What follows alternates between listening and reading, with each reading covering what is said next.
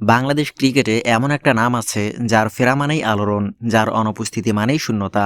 হ্যাঁ, বলছি বাংলাদেশ ক্রিকেটের সবচেয়ে বড় ব্র্যান্ড, সবচেয়ে বিতর্কিত, সবচেয়ে প্রভাবশালী ক্রিকেটার সাকিব আল হাসানের কথা। চলতি মাসে নাকি আবারও জাতীয় দলে ফিরছেন সাকিব। এই খবর সত্য হলে বাংলাদেশ ক্রিকেটে কি বদলাবে? দল কি শক্তিশালী হবে নাকি নতুন বিতর্ক শুরু হবে? সাকিব আল হাসান মানেই একজন খেলোয়াড় না, একটা যুগ। ব্যাট হাতে ম্যাচ জেতানো, বল হাতে উইকেটের ঝড় আর ফিল্ডিংয়ে শতভাগ। 3 ফরম্যাটেই বিশ্ব ক্রিকেটে বাংলাদেশকে পরিচিত করেছেন এই একজন মানুষ। আইসিসি অলরাউন্ডার র্যাঙ্কিংয়ে বছরের পর বছর শীর্ষে থাকা একমাত্র বাংলাদেশি ক্রিকেটার সাকিব আল হাসান। সাকিব ছাড়া বাংলাদেশ দল মানেই একটা অপূর্ণ দল। এটা মানতে চান বা না চান, বাস্তবতা এটাই। বর্তমান বাংলাদেশ দলকে দেখলে একটা প্রশ্ন মাথায় আসে, মাঝের ওভারে কে ম্যাচ ঘুরাবে? চাপের সময় কে দায়িত্ব নেবে? সাকিবের অনুপস্থিতিতে মিডল ওভারে রান কন্ট্রোল নেই, উইকেট নেওয়ার মতো বোলার নেই, অভিজ্ঞ নেতৃত্বের অভাব। এই জায়গাগুলোতে আজও সবচেয়ে উপযুক্ত নাম সাকিব আল হাসান।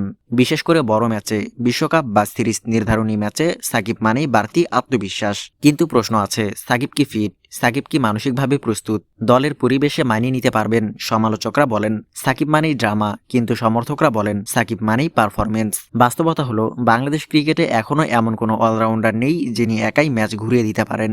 তাই ব্যক্তিগত মতপার্থক্য, পুরনো বিতর্ক, সবকিছুর ঊর্ধ্বে উঠে দলের স্বার্থটাই বড় হওয়া উচিত। কারণ সাকিব ফিরলে স্পিন ডিপার্টমেন্টে ভারসাম্য আসবে, ব্যাটিং অর্ডারে গভীরতা বাড়বে, তরুণদের উপর চাপ কমবে।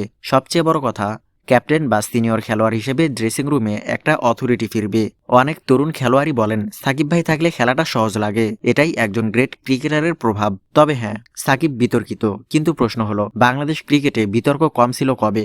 যদি শুধুমাত্র বিতর্কের জন্য সেরা খেলোয়াড়কে বাদ দিতে হয়, তাহলে পারফরমেন্স কোথা থেকে আসবে? বিশ্ব ক্রিকেটে দেখুন, বড় বড় তারকারাও বিতর্কিত, কিন্তু তারা খেলেন কারণ তারা ম্যাচ জেতান।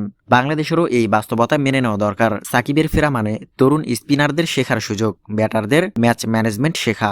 নতুন প্রজন্ম যদি সাকিবের কাছ থেকে 5 থেকে 10% শিখতে পারে, বাংলাদেশ ক্রিকেট ভবিষ্যতে অনেক দূর যাবে। এই অভিজ্ঞতা কোনো কোচিং বইয়ে পাওয়া যাবে না। সবশেষে একটাই কথা বলবো, সাকিব আল হাসান নিখুঁত নন, কিন্তু তিনি অপরিহার্য।